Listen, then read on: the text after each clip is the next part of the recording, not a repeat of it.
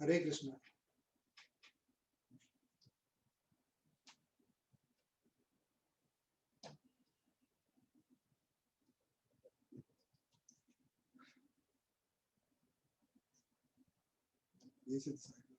हरे Krishna. No good afternoon. Hare Krishna.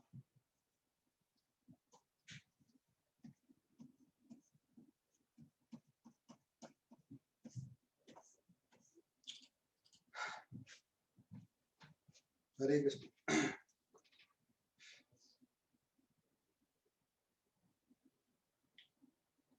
चलो हरे कृष्णा। आज हम आगे स्टार्ट करते हैं।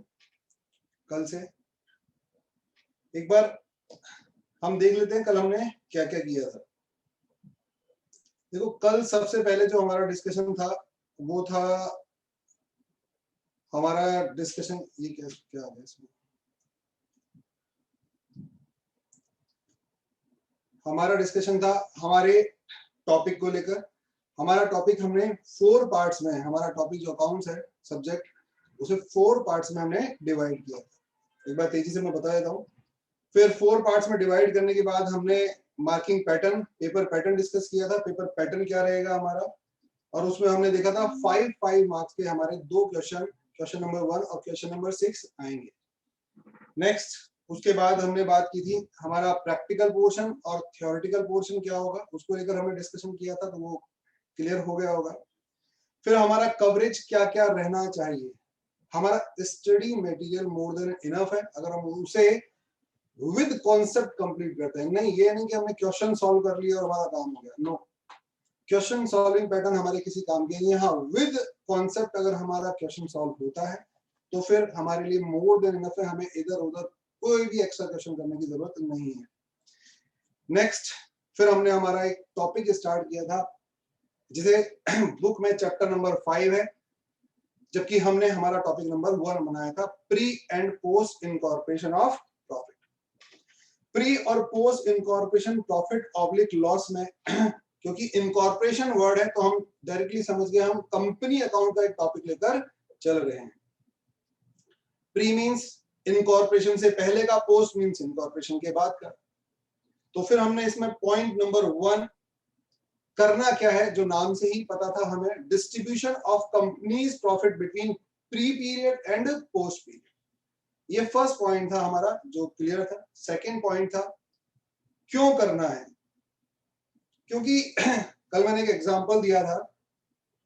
हमने कंपनी 1 अप्रैल 2011 से माना, हमने कंपनी बना ली और हमने कंपनी एक्ट के जो प्रोसीजर है उन्हें स्टार्ट कर दिया, क्योंकि कुछ लीगल फॉर्मेलिटीज होती हैं उन्हें करना स्टार्ट कर दिया 1 अप्रैल से ही। लेकिन उसमें थोड़ा सा टाइम लगा। तो as per companies act company date of incorporation से स्टार्ट होगी। लेकिन अगर बात करें अकॉर्डिंग टू मी, मैंने तो कंपनी 1 अप्रैल को स्टार्ट कर दी थी। तो यहां जो प्रॉफिट है at the end of financial year, ये प्रॉफिट तो मेरे ही है। अब चाहे मैं ऐसे एज अ सोल प्रोप्राइटर बोल दूं, एज ए कंपनी बोल दूं, क्या फर्क पड़ता है। लेकिन क्योंकि मैं इनकॉर्पोरेट हो चुका तो ये कंपनी के फाइनेंशियल स्टेटमेंट है। तो इसमें एज पर लॉ कुछ ड्यूरेशन कंपनी नहीं थी और रिमेनिंग ड्यूरेशन में कंपनी थी। तो लॉ बोलता है भाई इस प्रॉफिट को डिवाइड करो बिटवीन 2 पार्ट्स, वही हमें करना है। नेक्स्ट यहां से बात जो हमने यहां बंद की थी वो ये थी करना क्यों है। तो यहां से मैंने एक बार क्विकली रिवाइज करा दिया। अब मैं आगे स्टार्ट करते हैं करना क्यों है।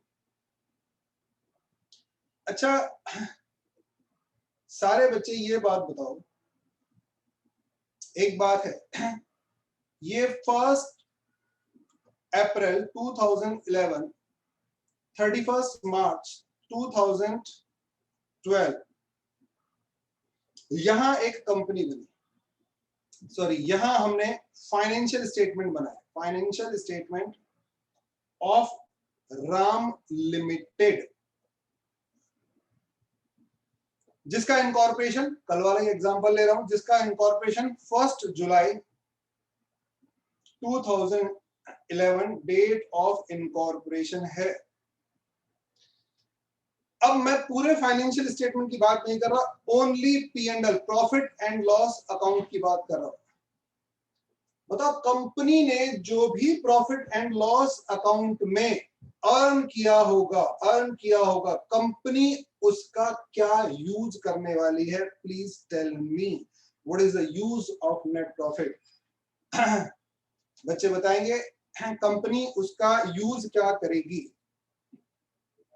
Very good. और भी बताए। Very good. ये कौन है? Piyush. Write off expenses, use your common sense and then give me answer. ठीक है, ऐसे ही नहीं कि कुछ भी लिख दिया। बेटा लायबिलिटी पे करेगी, रिजर्व, नो नो, बेसिक क्या करेगी? यस, डिविडेंड पे करेगी यार। कॉमन सेंस ऐसे तो करने को तो कुछ भी कर सकती है। कंपनी डिविडेंड नहीं बांटे, कंपनी लायबिलिटी, आप क्यों लिख रहे हो लायबिलिटी पे करेगी या वो पे करेगी? कंपनी लायबिलिटी भी पे नहीं कर रही, कंपनी डिविडेंड भी नहीं दे रही। आ रहा है, कंपनी एक्सपेंसेस राइट ऑफ नहीं कर रही। जो ये बच्चे आंसर दे रहे हैं लायबिलिटी पे करेगी, ऑब्जेक्टिव ऑफ कंपनी, अरे बेसिक क्या करती है कंपनी? आप बिजनेस करते क्यों ये बताओ भाई। बिजनेस में जो end of the day profit होगा उसका क्या करोगे? विड्रॉइंग करके यूज ही तो करोगे। तो कंपनी भी तो यही करेगी। कंपनी अपने शेयर होल्डर्स, अपने ओनर्स को डिविडेंड प्रोवाइड करेगी, basic. In the absence of information हमेशा जो बेसिक होता है उसी को डिस्कस किया जाता है, बाकी तो जो इंस्ट्रक्शन है उसको फॉलो करना है।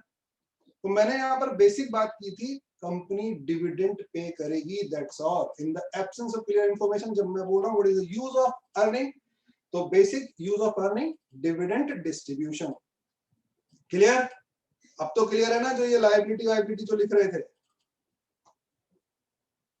अरे जब भी हम बात करें तो एक बेसिक नॉर्मल आपको आंसर देना है, बेसिक क्या होता है, बाकी तो होने को बहुत कुछ हो सकता है। सारे बच्चे बताओ यहां से क्लियर?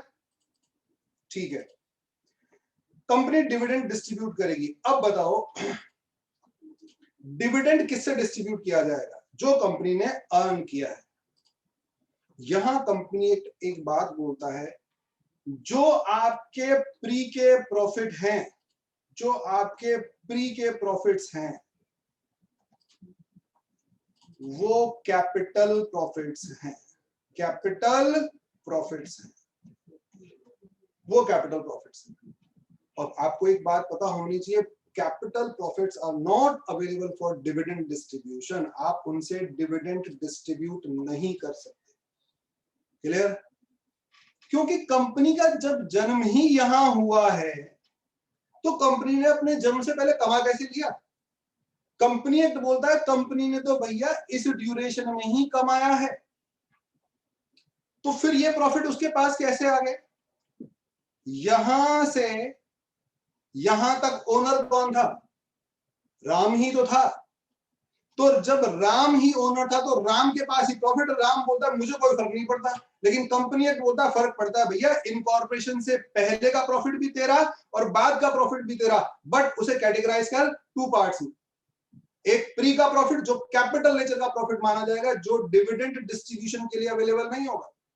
हाँ, पोस्ट का प्रॉफिट, कंपनी ने जन्म लिया और उसके बाद अर्निंग की, ये है revenue profit. Revenue profit, revenue profit से जो मन में आए वो करो, कोई रिस्ट्रिक्शन नहीं है।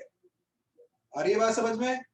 तो हमने ये जो टॉपिक था, मैंने कहा था करना क्यों है, क्योंकि हमें हमारे प्रॉफिट्स को दो पार्ट्स में डिवाइड करना है। उसका रीजन ये है कि जो प्री का प्रॉफिट है वो कैपिटल नेचर का प्रॉफिट है as per companies act, as per company law, तो वो डिविडेंड डिस्ट्रीब्यूशन के लिए अवेलेबल नहीं है। बट पोस्ट का प्रॉफिट क्योंकि आपने जन्म लेने के बाद कमाया है, उस पर कंपनी लॉ का कोई रिस्ट्रिक्शन नहीं है, आप फ्रीली यूटिलाइज करें। तो कंपनी यहां से डिविडेंड दे पाएगी, यहां से डिविडेंड नहीं दे पाएगी। क्लियर? तो थोड़ा सा यहां नोट करते हैं, नोट करो सेकंड पॉइंट। जो नेक्स्ट पॉइंट था, pre profits. Pre profits treated as capital profits and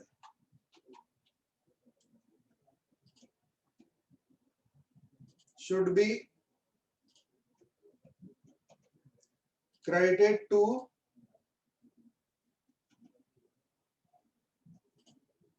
capital reserve. Pre profits treated as capital profits and should be credited to capital reserve. एक नोट लगा लो, हालांकि जो अभी इस टॉपिक में हम लोग उसे ज्यादा डिस्कस नहीं करेंगे। इन केस ऑफ लॉस, क्योंकि जरूरी थोड़ी है प्री में प्रॉफिट हो, लॉस भी हो सकता है। In case of loss, goodwill account should be debited.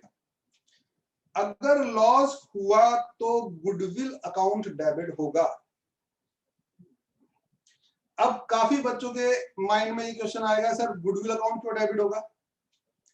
तो बेटा इसका आंसर मैं आपको अमालगमेशन वाले टॉपिक में आपको अच्छी तरह से दूंगा। यहाँ अगर हम इसको डिस्कस करने बैठे तो फिर थोड़ा सा मुद्दे से भटक जाएंगे।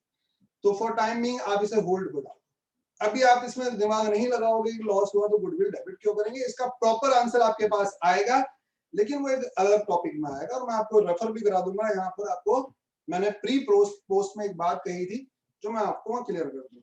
तो अभी आप इसे ड्रॉप कर, ओके। तो ये हमारा हो गया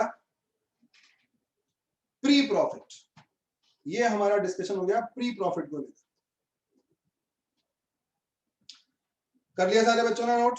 अगर कर लिया तो फिर आगे चलते हैं।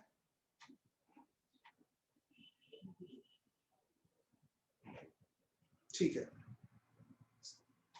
अब आगे चलते हैं। ये प्री प्रॉफिट्स की बात हो गई, प्री प्रॉफिट्स। अब बात करते हैं पोस्ट प्रॉफिट्स।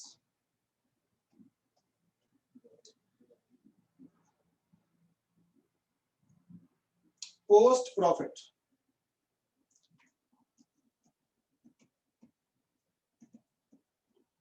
इसमें लिखिए आप लोग, post incorporation profits treated as revenue profits. ये आपके रेवेन्यू प्रॉफिट्स होंगे and most and available for dividend distribution. Dividend distribution, ये प्रॉफिट आपका डिविडेंड डिस्ट्रीब्यूशन के लिए अवेलेबल होगा, बिकॉज जो आपने अर्न किया है एज पर कंपनी लॉ आप वहीं से डिविडेंड दे सकते हो। Capital profit not available for dividend distribution purpose. चले आगे। तो बच्चों अब तक हमने जो बात की वो ये बात की कि हमें प्री और पोस्ट में बांटना है। इनकॉर्पोरेशन से पहले का कंपनी का प्रॉफिट क्या है और बाद का प्रॉफिट क्या है। रीजन बता दिया, क्योंकि जो कंपनी का बेसिक एजेंडा होता है, बेसिक पर्पस होता है, at the end of the day earning से वो डिविडेंड डिस्ट्रीब्यूट करती है। तो कंपनी लॉ बोलता है अगर आपने प्री के प्रॉफिट से डिविडेंड बांट दिया तो वो गलत है, क्योंकि वो कैपिटल नेचर का प्रॉफिट है, तो दैट्स व्हाई वो डिविडेंड डिस्ट्रीब्यूशन के लिए अवेलेबल नहीं है। तो हमें हमारे प्रॉफिट को सेग्रीगेट करना होगा। क्वेश्चन में गलती क्या होगी, जो कंपनी का अकाउंटेंट होगा वो 100% प्रॉफिट, पूरे प्रॉफिट को जो प्री का और पोस्ट का है वो बोल देगा ये net profit of the company है। आपको बताना है नहीं नहीं भाई, कंपनी ने इस ईयर में मिस्टेक कर रखी है। वो मिस्टेक क्या है, कंपनी ने प्री और पोस्ट दोनों के प्रॉफिट को कंबाइंड करके नेट प्रॉफिट बोल दिया। और net profit means what, revenue profit, जो किसके लिए अवेलेबल होगा, डिविडेंड डिस्ट्रीब्यूशन के लिए। लेकिन कंपनी एक्ट मना करता है वो डिविडेंड डिस्ट्रीब्यूशन के लिए अवेलेबल नहीं होगा। ठीक है, बोलो। मुझे लगता है बेसिक आपको क्लियर हो गया होगा अब तक, तो बहुत अच्छी तरह से दिमाग में आ गया होगा। सारे बच्चे बताओ अच्छी तरह क्लियर हो गया? क्योंकि ये स्टोरी ही इंपॉर्टेंट है, बस टॉपिक में फिर कुछ नहीं है। जब हम टॉपिक के अंदर जाएंगे तो आपको लगेगा अरे ये तो खत्म ही हो गया टॉपिक। वेरी गुड, सबका क्लियर है। और सब लोग ध्यान से सुनते जाओ, जो किस्से कहानियां चलेंगे उन्हीं में टॉपिक एंड हो जाएगा। आप सोचोगे क्वेश्चन तक आते आते तो कुछ बचेगा ही नहीं करने के लिए। चलो बात क्लियर हो गई, क्यों करना है ये भी समझ में आया। अब अब बात यह है भैया, अब बात यह है कि करना कैसे है। तो थर्ड पॉइंट लिखो,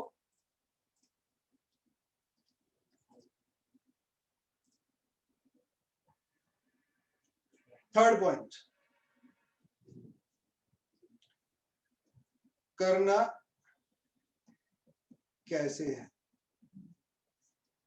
करना कैसे बस distribution of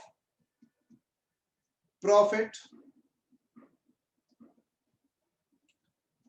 between pre and post period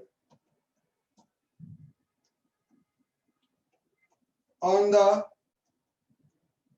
basis of sales ratio or time ratio and sometime combination of these two.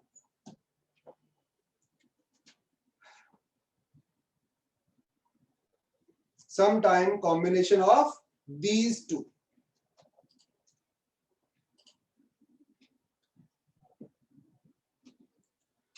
कर लिया नोट?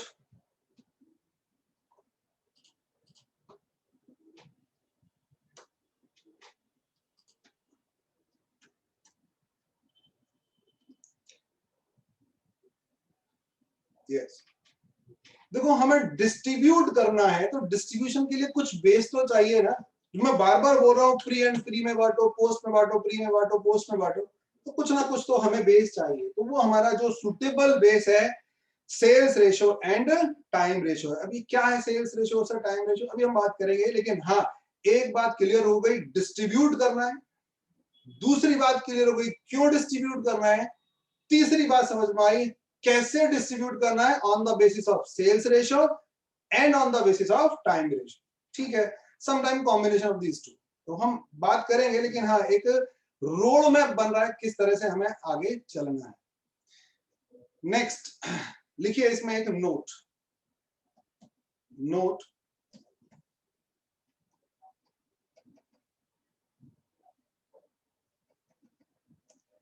Considerable point. क्या हो रहा है, एकदम ऊपर चला जाता है फिर नीचे आ जाता है।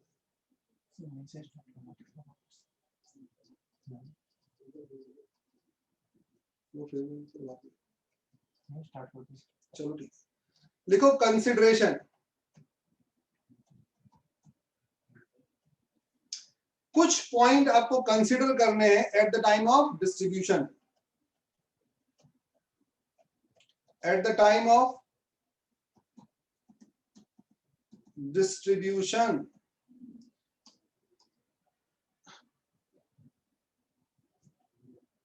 ओनली pre-period items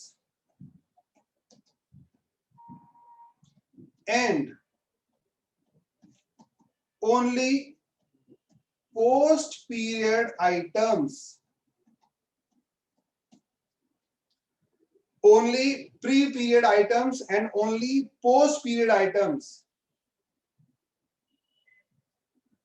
मुझे ये बताओ, मैंने स्पेसिफिकली लिखा है only pre period item and only post period item. मुझे बताइए आपको क्या करना है, क्या करना चाहिए, इन्हें किस रेशो में बांटना चाहिए, सेल्स रेशो या टाइम रेशो। प्लीज जो भी आपको लगता है वो अकॉर्डिंगली आंसर दीजिए। इन्हें किस रेशो में बांटना चाहिए, सेल्स रेशो या time ratio. Time ratio, time ratio, time ratio.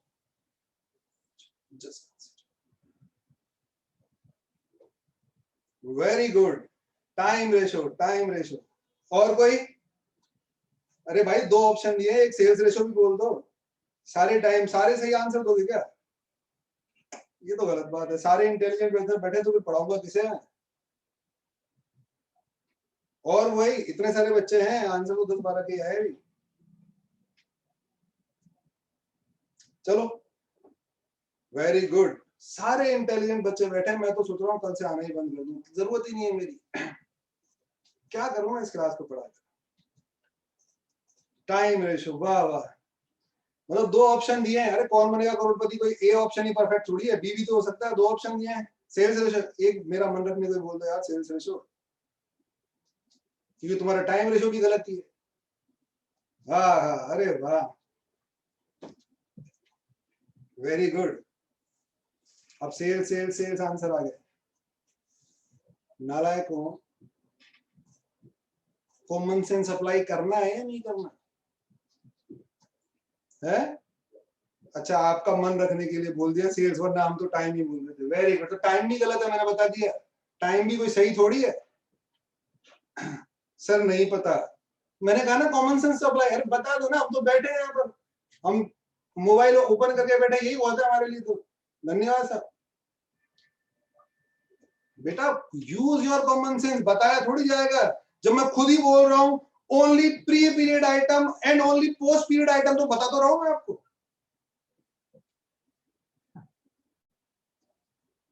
Not distributed,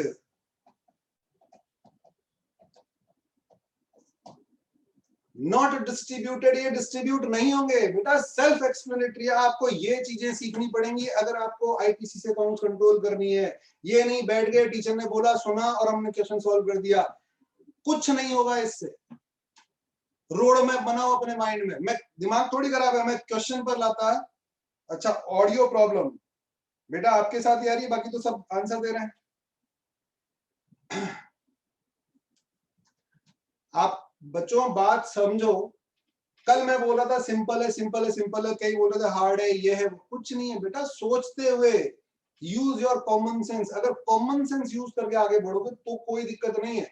लेकिन बैठ गए, आपको नोट करवा दिया, ये तो सब बुक में लिखा हुआ है ना, या मेरे से यहाँ नोट करवाने से फायदा क्या है? बुक से रीडिंग लग जाएगी। हमारा ये है कम्युनिकेशन से, ये रोड मैप माइंड में क्रिएट होता है, इमेजेस क्रिएट होती है माइंड में, स्टेप्स बनते हैं, तो हमारे लिए चीज आसान होती है। अभी जब मैं क्वेश्चन पर जाऊंगा तो मैं आपसे ही पूछूंगा, मैं कुछ नहीं बताने वाला आपको, और धीरे धीरे आपको पता चलेगा। दो क्वेश्चन के बाद आप मास्टर हो गए, आप यहाँ आगे क्लास ले सकते हो। तो चलो, अब बात समझ में आई। यह लिखा क्या है, जो वर्ड लिखा है उस पर आप लोग फोकस करो। ओनली प्री पीरियड आइटम क्या होता है, वी डोंट नो। हमें आगे का नहीं सोचना, हमें तो जो प्रेजेंट में चल रहा है ओनली पोस्ट पीरियड आइटम। तो बताओ, जब मैंने कह दिया ओनली प्री और ओनली पोस्ट, तो ये डिस्ट्रीब्यूट नहीं होंगे। क्या होते हैं, अभी बिल्कुल दिमाग नहीं लगाना, कुछ दिमाग नहीं लगाना। बोलो क्लियर हुआ आप? तो अब मुझे आंसर दीजिए आप लोग, क्लियर हुआ है आपका? Yes, very good. देखो बेटा, सोच के आगे बढ़ना है, ऐसे नहीं बढ़ना कि मैंने लिख दिया और मैंने बोल दिया और आप लोग ना, ऐसे नहीं होगा। आप यहाँ देखो जो लिखवाया जा रहा है। मैंने कहा यहाँ पर स्टार्टिंग से देखते हैं, डिस्ट्रीब्यूशन ऑफ प्रॉफिट। आप इसे देखिए, between pre and post on the basis of sales ratio and time ratio. मैंने कहा ये तो हमारा कॉमन बेस है, इनके ब्याह पर डिवाइड करेंगे। लेकिन मैंने कहा एक पॉइंट कंसीडर करना है आपको। कभी कभी कुछ आइटम ऐसे आएंगे at the time of distribution, कुछ आइटम ऐसे होंगे जो प्री से रिलेवेंट होंगे। एट प्रेजेंट हमें नहीं पता वो क्या होते हैं, हम बाद में बात करेंगे क्योंकि अभी तो चैप्टर लंबा चलेगा। कुछ आइटम ऐसे होते हैं जो पोस्ट पीरियड से रिलेवेंट होते हैं, तो उन्हें डिवाइड ही नहीं करेंगे, डिस्ट्रीब्यूट नहीं करेंगे। जो प्री का है उसे प्री में रख देंगे, जो पोस्ट का है उसे पोस्ट में रख देंगे, बात खत्म। That's it. फिर हमें दिमाग नहीं लगा। आया समझ में? नेक्स्ट, एक इसमें नोट और लगा हुआ, ऑडिट फी को लेकर नोट नंबर 2। एक सेकंड नोट और लगाओ।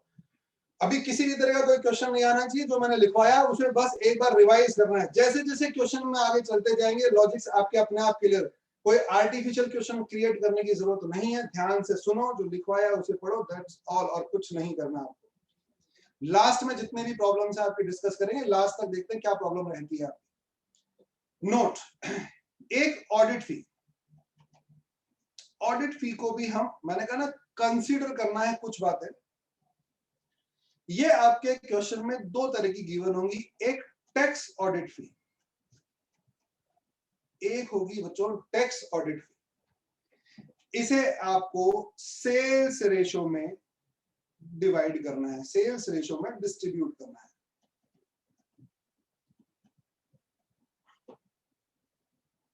सेकंड होगी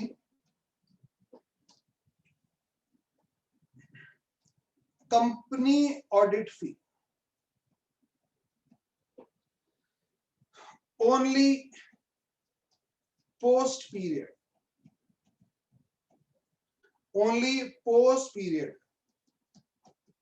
not distributed. ये डिवाइड नहीं होगी ओनली क्योंकि लिखा है कंपनी ऑडिट फी, जो कंपनी से रिलेवेंट है वो पोस्ट पीरियड में जाएगी। कर लिया सबने नोट?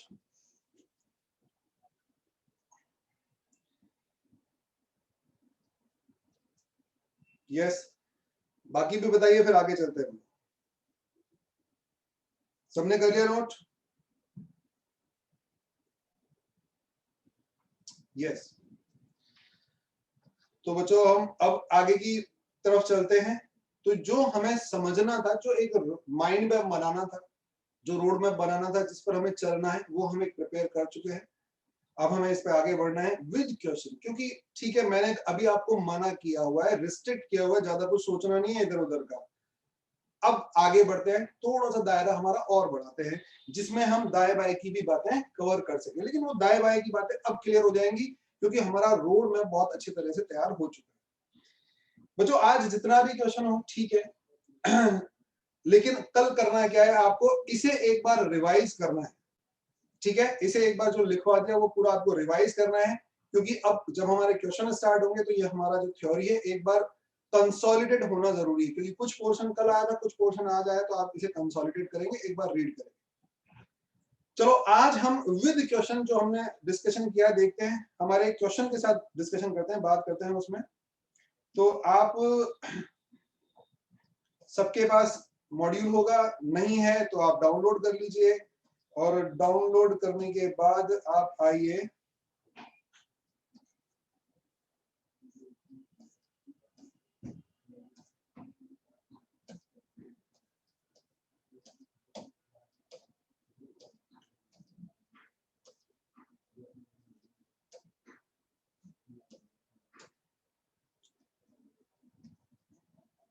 सारे बच्चे आएंगे illustration 2 example 2 page number 5.10 example 2 सारे बच्चे ओपन करेंगे।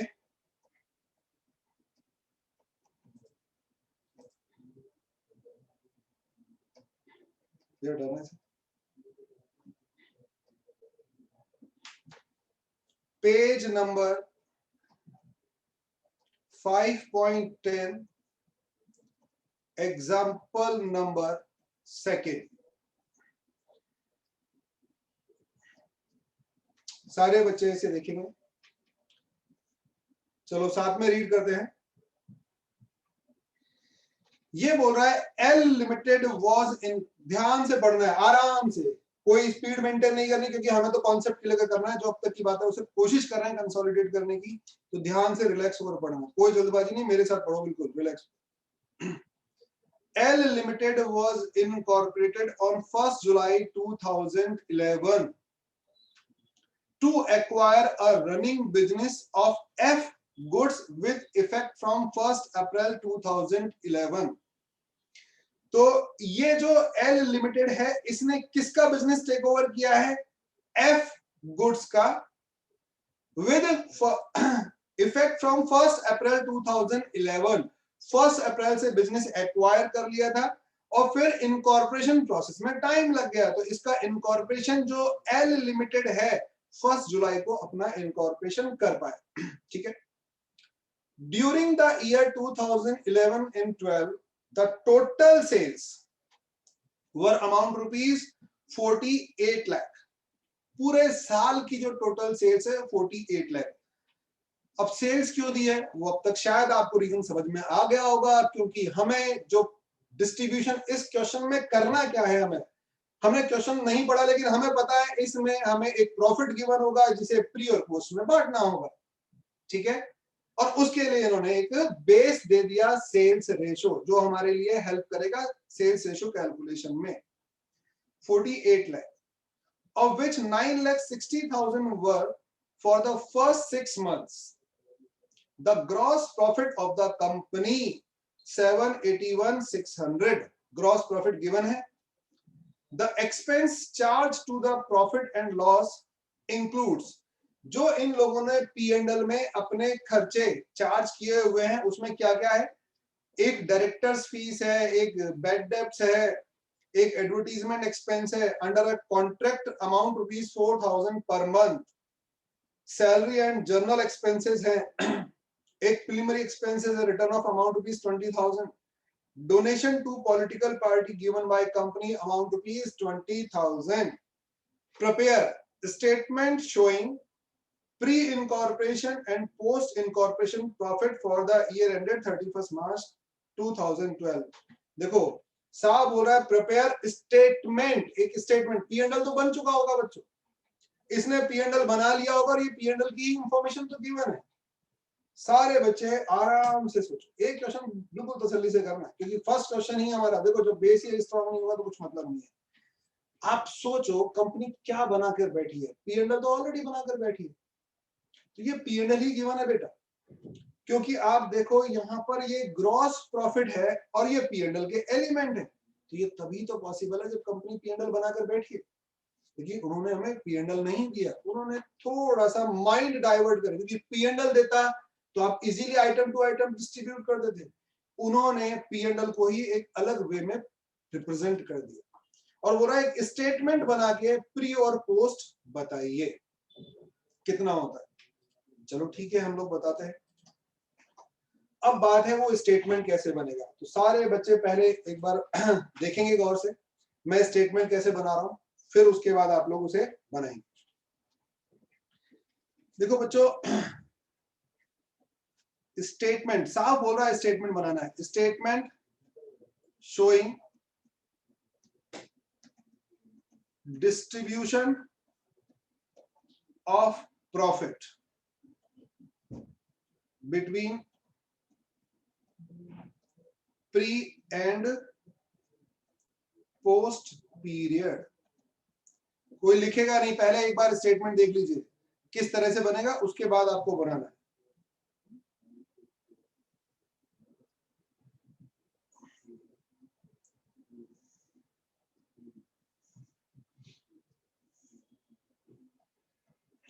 किसी को अभी कुछ लिखना नहीं है, पर्टिकुलर्स,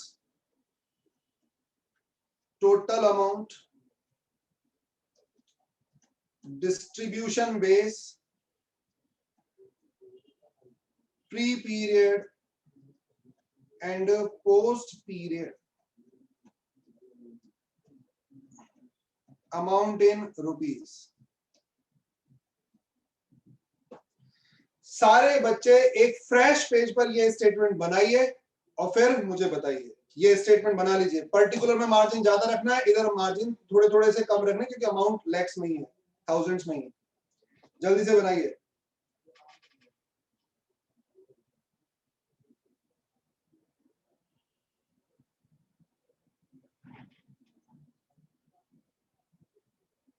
अब नेक्स्ट टाइम नेक्स्ट क्वेश्चन में तो हम लोग साथ में बनाएंगे।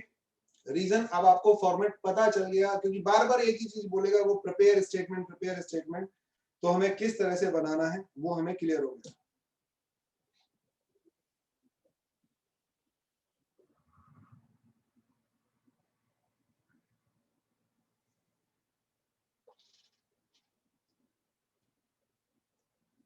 सबने बना लिया?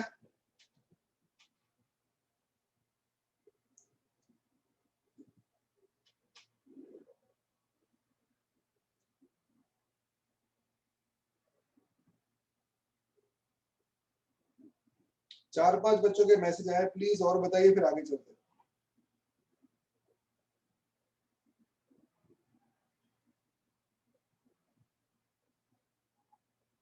चलो अब आगे चलते हैं। तो ये एक स्टेटमेंट बना लिया, अभी भी हमने क्वेश्चन स्टार्ट नहीं किया है, ये हमने एक स्टेटमेंट बनाया। इस तरह की कुछ वर्किंग करनी है ईच एंड एवरी क्वेश्चन में।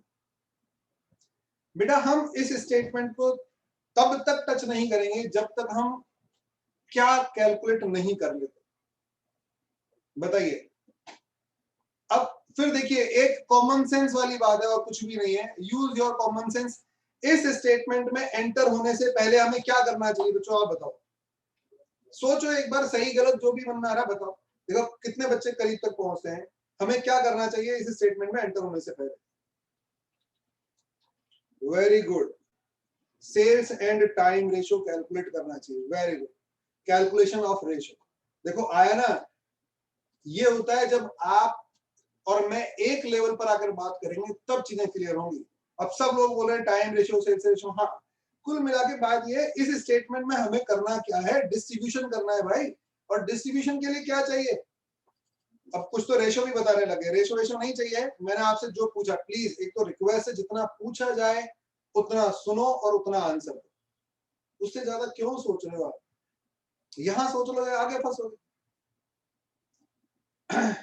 मेरे वर्ड्स को इंपॉर्टेंस दो। देखो मेरी स्पीड और एक लेवल पर आके दोनों चलेंगे तो बात बनेगी। आप आगे भागोगे, मैं पीछे भागूंगा, मैं आगे आप पीछे, तो मतलब वाली बात नहीं। तो बच्चों जितना बताया जा रहा है, एक्चुअली क्या है ना, हमें सोचकर काम करना है। ये नहीं कि कोई आगे कोई पीछे, सब साथ साथ चलेंगे। रेशो तो मुझे भी पता है। तो पहली बात, हमें डिस्ट्रीब्यूशन करना है, और डिस्ट्रीब्यूशन के लिए हमें क्या चाहिए? रेशो चाहिए। इसमें एंटर होके करेंगे या कोई आइटम लिख दूं, लेकिन डिस्ट्रीब्यूशन भाई, जब तक डिस्ट्रीब्यूशन बेस नहीं होगा तो मैं प्री और पोस्ट में बांट ही नहीं पाऊंगा, तो कोई सेंस ही नहीं बनता। तो मैं एक पेज पर इसे बनाकर ड्रॉप कर दूंगा, ठीक है। उसके बाद मुझे दो काम तो करने ही करने हैं। दो काम मुझे करने ही करने हैं। सारे बच्चे मेरे साथ करेंगे। नेक्स्ट पेज पर, इस पेज पर ड्रॉप कर दीजिए आप लोग। नेक्स्ट पेज पर एक काम कर रहे हैं, working note number 1। Working note number 1 सारे बच्चे बनाएंगे। नेक्स्ट पेज पर उस पेज को ड्रॉप कर दो। और काफी बच्चे बोल रहे हैं साहब ये रेशो है, वो रेशो है। रेशो वेशो नहीं है बच्चे, लिखने के नंबर है यहाँ पर। आ रहा है, मैंने कल भी कहा था आप just like chartered accountant deal किए जाओगे इस पेपर में। अब स्टूडेंट कोई नहीं मानेगा, तो प्रॉपर लिखना है हमें।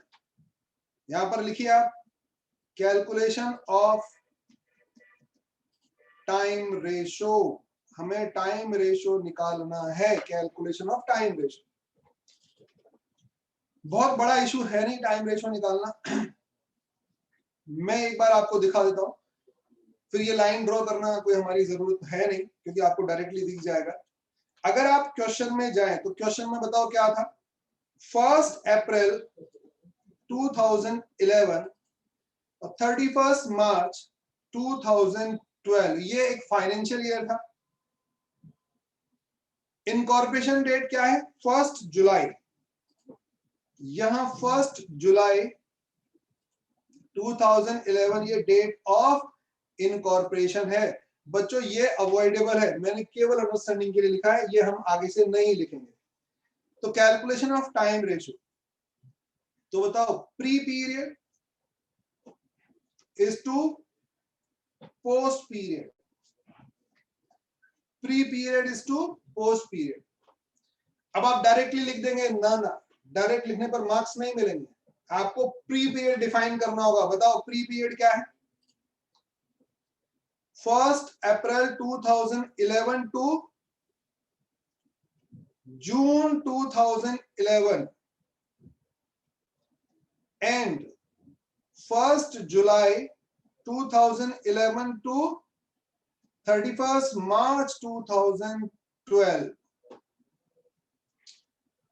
ठीक है, अब आप कैलकुलेट कर लीजिए ये ड्यूरेशन क्या है। 1 अप्रैल 11 टू जून 11, तो ये हो गए आपके 3 मंथ्स,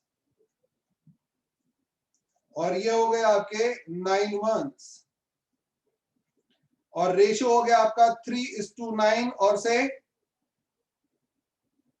1:3। 1:3।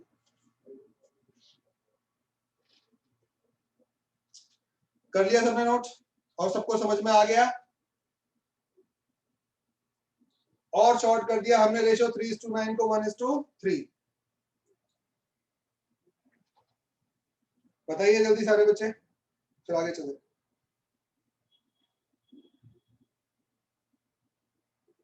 और प्लीज कोई आगे मत चलना, साथ में चलना है, मैंने बार बार बोल दिया।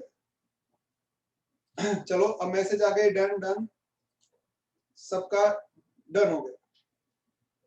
और बच्चों काफी बच्चों के मन में एक क्वेश्चन आ रहा होगा जो बेसिकली आता है, मैंने कहा ना फर्स्ट टॉपिक में मैं आपके छोटे मोटे सारे डाउट क्लियर कर दूंगा, फिर आगे मैं बार बार ये डिस्कशन नहीं करूंगा। सर हम डायरेक्टली 3:9, क्योंकि कई तो होते हैं ना, अरे इतनी माथाकूटी करे कौन, जब डायरेक्ट पता है 1:3 या 3:9 आ रहा है, यार ये पता नहीं क्या लिखे जा रहे बिना मतलब, ये लाइन बना रहे हैं, ये कर रहे, प्री पोस्ट लिखो।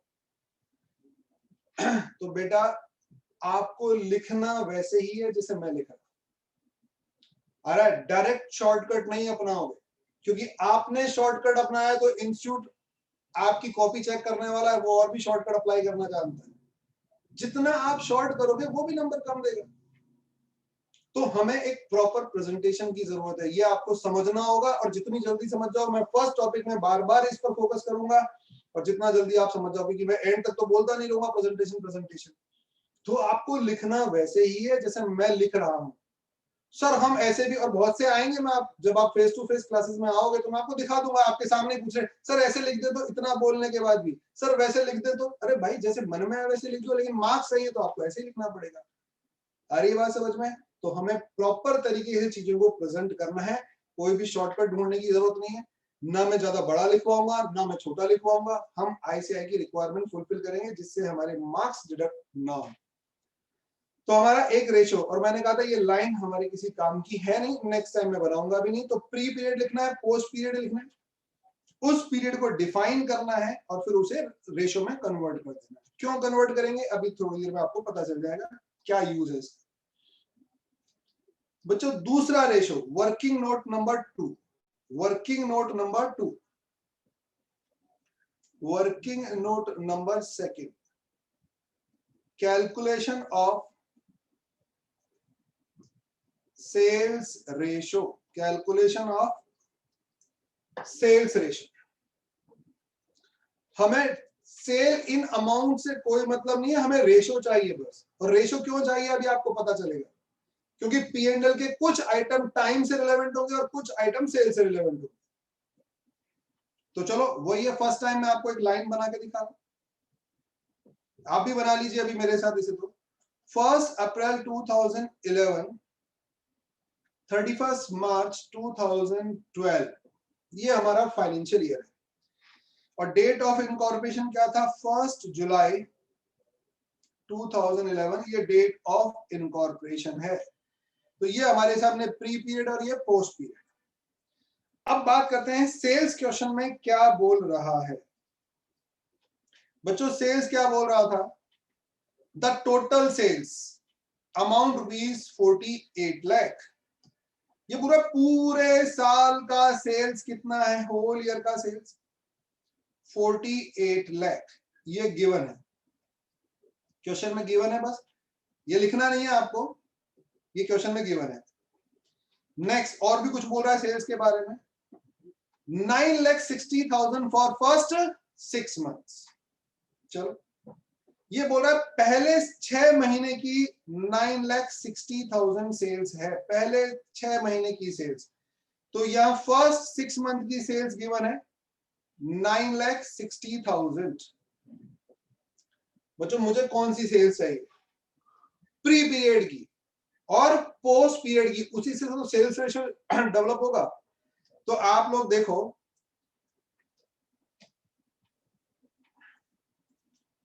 अगर हम बात करें वही प्री पीरियड, लिखो आप, अब आप मेरे साथ लिखना स्टार्ट करो, प्री पीरियड और post period sales, pre period sales और post period sales. Pre period कितना है, all you know 3 months, post period 9 months. Duration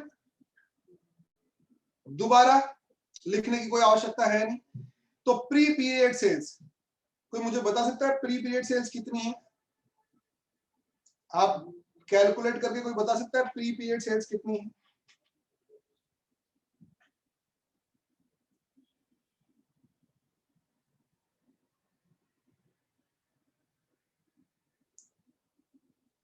बेटा अब हम प्री पीरियड सेल के लिए देखिए क्या करेंगे, होल ईयर की सेल कितनी है 48 लाख, प्री पीरियड सेल कितनी होगी, ये 6 मंथ सेल है, ये 6 मंथ सेल है, आ रही है बात समझ में? बताओ, लेकिन 6 मंथ सेल, इसे देखिए आप गौर से, इस 6 मंथ सेल को इन द एब्सेंस ऑफ इंफॉर्मेशन में क्या मान के चलूं? ईच एंड एवरी मंथ क्या हुई होगी? Constant. Very good. Each and every month क्या हुई होगी? कांस्टेंट, सेम सेल हुई होगी। तो अगर मैं इस 9,60,000 को डिवाइड कर दूं बिटवीन टू पार्ट्स, तो बताइए प्री की सेल कितनी हो गई? 4,80,000। और पोस्ट की सेल्स कितनी हो गई? 4,80,000। तो मैंने इस 9,60,000 का ब्रेकअप आपको प्रोवाइड कर दिया। तो ये 4,80,000 का सेल आ गया प्री का। कैसे आया? 9,60,000 की इंफॉर्मेशन गिवन थी, ये 6 मंथ का सेल है, तो इन द एब्सेंस ऑफ इंफॉर्मेशन मैंने इसे इक्वल मान लिया, मल्टीप्लाई बाय 3 मंथ्स। ये लो, ये प्री का सेल आ गया। बच्चों पोस्ट का सेल कैसे आएगा? टोटल सेल्स कितना था? दिमाग ही नहीं लगाना, 48 लाख। उसमें से जब प्री का डिटरमाइन हो गया तो पोस्ट का तो आ गया। पोस्ट का कितना आ गया बच्चों? अगर हम पोस्ट के सेल की बात करें तो पोस्ट का सेल कितना आ गया? 43,20,000। Very good. ये आपके सामने कैलकुलेशंस रखे नीचे, ये जो कैलकुलेशन है ये अवॉइडेबल है ये लेकिन अभी अंडरस्टैंडिंग के लिए मैंने आपको बताया, ये अभी अंडरस्टैंडिंग के लिए मैंने आपको बता दिया, ये अवॉइडेबल कैलकुलेशंस है। अब हम इसे और भी शॉर्ट करेंगे। अगर आप इस रेशो को शॉर्ट करें तो ये रेशो आपके सामने आ जाएगा 1:9। 1:9 सेल्स रेशो आ गया।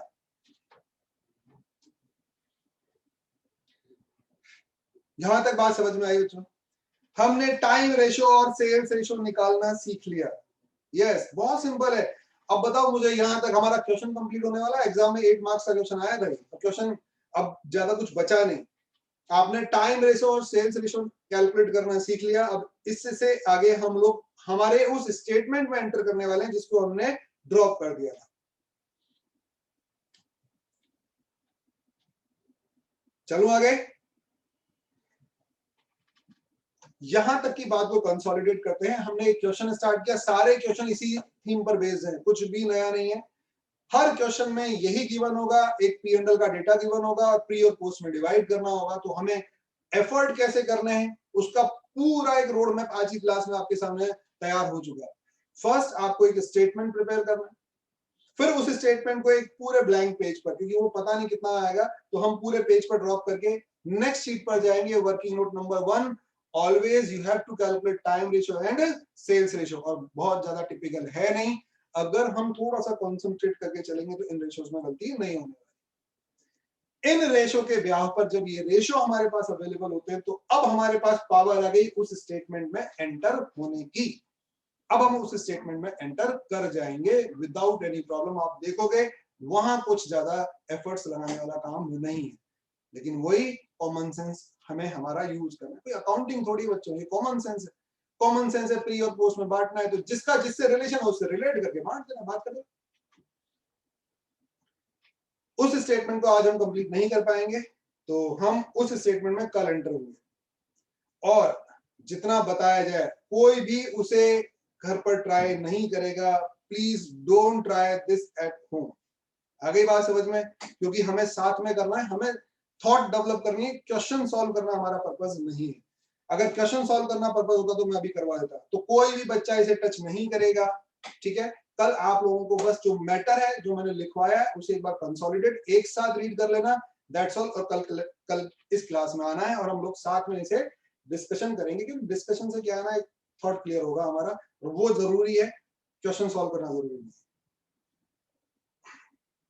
बेटा सारी ही अकाउंट, सारी ही एडवांस अकाउंट बहुत अच्छे से समझ में आएगी, लेकिन mind my words, follow my instruction, that's all. और कुछ नहीं करना आपको, मेरे इंस्ट्रक्शन फॉलो करते रहो, कोई दिक्कत नहीं आएगी। लेकिन जहां आपने अपना दिमाग लगाया, और आई एम सॉरी टू से, आपको पता है आप में कितना दिमाग है, जहां आपने अपना दिमाग लगाया वहीं गड़बड़ होना स्टार्ट हो जाएगी। तो इसलिए जैसा मैं बोल रहा हूँ मुझे फॉलो करते। हरे कृष्णा बच्चों, इससे आगे कल बात करते हैं। यार एक रिक्वेस्ट है मेरी, मुझे कोई good bye, good afternoon, good morning कोई कुछ नहीं बोलेगा। मुझे बहुत अच्छा लगेगा अगर आप लोग हरे कृष्णा बोलेंगे, ठीक है, आते समय और जाते समय, जिससे क्या है मैं और मेहनत कर पाऊं और अच्छे से आपसे जुड़ पाऊं। मेरी एक रिक्वेस्ट है जो मुझे लगता है आपको माननी चाहिए, ठीक है। हरे कृष्ण। हो गया।